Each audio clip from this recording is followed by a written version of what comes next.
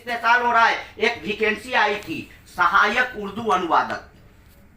22 साल से उस वैकेंसी का इंतजार था। लालू प्रसाद जी के दौर में उर्दू वाले लोग तड़पते रहे, बिलखते रहे। मैं पूरे दावे के साथ कह रहा हूं, पढ़े लिखे लोग हैं, मैं आंख में धूल नहीं झोंक सकता। 22 साल तक बिलखते रहे, तड़पते रहे, उर्दू वालों के लिए कोई वैकेंसी नहीं आई थी।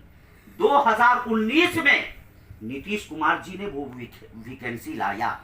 सबसे ज्यादा उसमें पास होने वाला तालिब इल्म जो है वो दरभंगा जिले का है। और अल्हम्दुलिल्लाह चूंकि दरभंगा पढ़ी लिखी धरती है ना, सबसे ज्यादा पूरे बिहार में दरभंगा जिले के लोगों ने उसको पास किया। और पूछिए 4 साल हो गए वैकेंसी आए हुए, लालू जी 22 साल तक वैकेंसी नहीं लाए।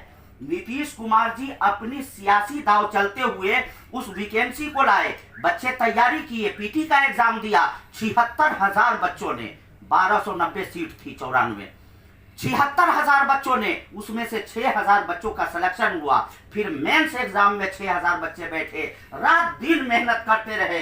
एक बेरोजगार मुस्लिम कौम दिल में सपना सजोकर कि हम रोजगार से जुड़ जाएंगे उर्दू के बहाने, जब मेंस भी पास कर लिया बच्चों ने, अभी तक उसकी बहाली नहीं हुई है।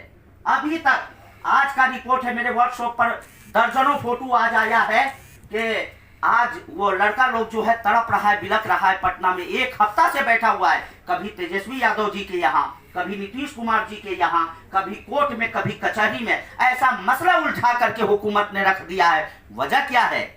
ज्यादातर लोगों को इस बात की जानकारी भी नहीं होगी, क्योंकि हम पढ़े लिखे नहीं ना है, हमें अपने सियासी हक की जरूरत नहीं ना है।